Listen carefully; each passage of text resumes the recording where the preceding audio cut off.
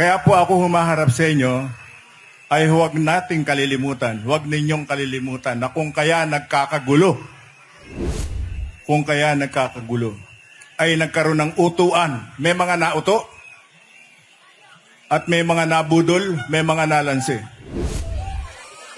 Ang gobyerno ay tinatarantado ng Communist Party of the Philippines, ng New People's Army at ng National Democratic Front.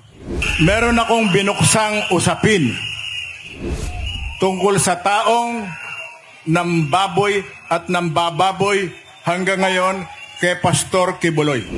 Matapos ako magsalita tungkol kay Senator Risa Hontiveros at aking puno na yung kanyang ginawa sa Senado na paglapastangan, paninira, pambababoy.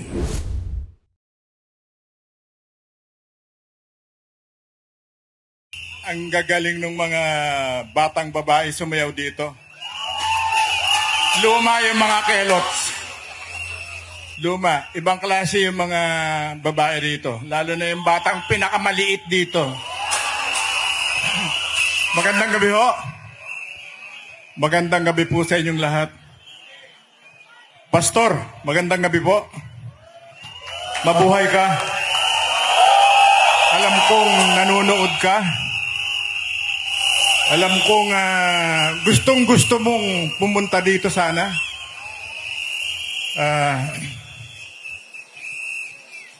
Alam namin na ipinananalangin mo kami lahat dito.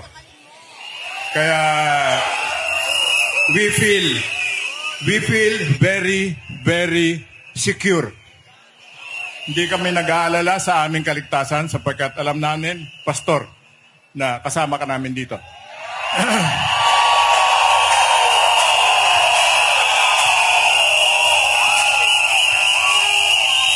Mabuhay po ang Pilipinas.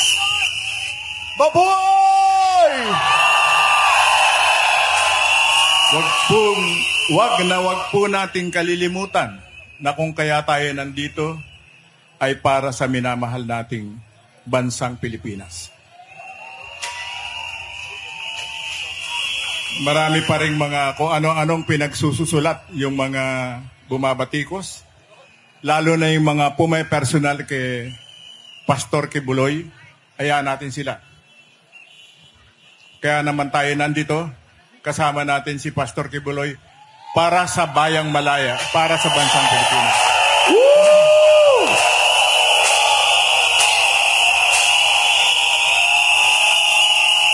At muli, kaya ako nandito.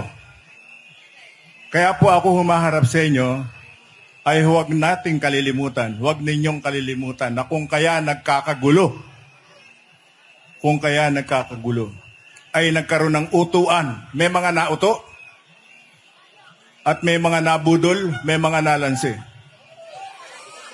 Ang gobyerno ay tinatarantado ng Communist Party of the Philippines, ng New People's Army at ng National Democratic Front. At ito, inaasam-asam nila na magkakagulo. Subalit, pare-parehong hindi nila inaasahan na lalahok na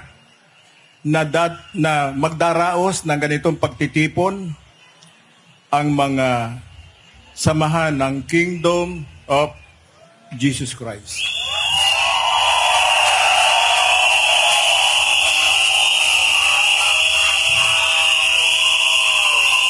Dapat silang kilabutan.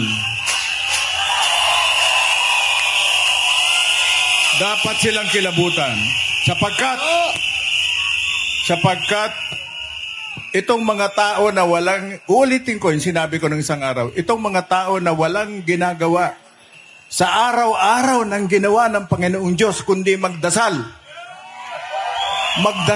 Mataimtim na magdasal. Para sa kapakanan ng kapwa-tao. Para sa kapakanan ng kaluluwa. Ay nandito ngayon.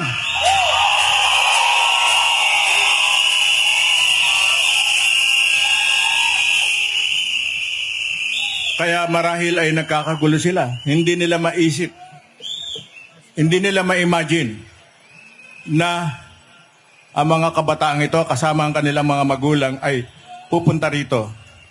Nung huling manggaling ako rito, hindi ganito kalaki crowd. Mas madami ngayon. Woo! Mag-ingay!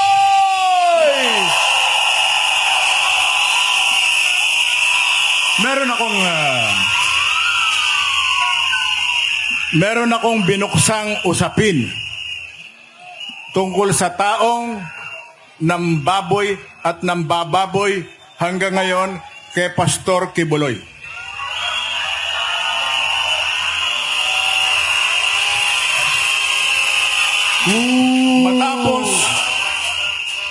Matapos ako magsalita tungkol kay Senator Risa Hontiveros at aking puno na yung kanyang ginawa sa Senado na paglapastangan, paninira, pambababoy